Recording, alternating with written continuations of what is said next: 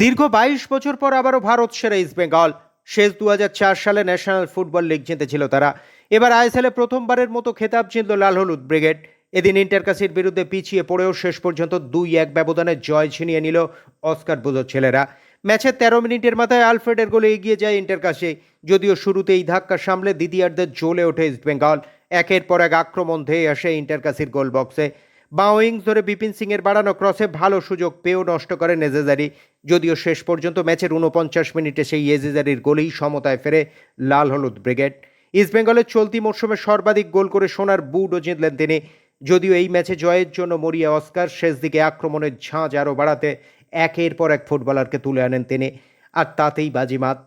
ম্যাচের ৭২ মিনিটে বিপিনের ক্রসে ৫ হইয়া গোল করে জয় ছিনিয়ে আনলেন রাশেদ। দীর্ঘ ২২ বছর পর কিশোর ভারতীর ৮,০০০ সমর্থক সাক্ষী থাকলো এই ঐতিহাসিক মুহূর্তের। बहुत साल के बाद ऐसा एक मौका मिला बैग लोग को और पब्लिक को, उसको ना बहुत साल के बाद एक ट्रॉफी जीता मैंने तो ट्रॉफी बहुत खुशी का बात है। तो सपोर्ट का है, बहुत दिल के दुख में बैठा हुआ है तो खुशी में रहेंगे।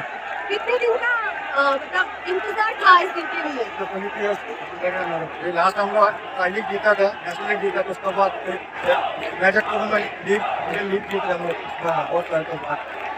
बहुत क्रेडिट और कोच और प्लेयर्स और सपोर्टर्स ऑफिशियल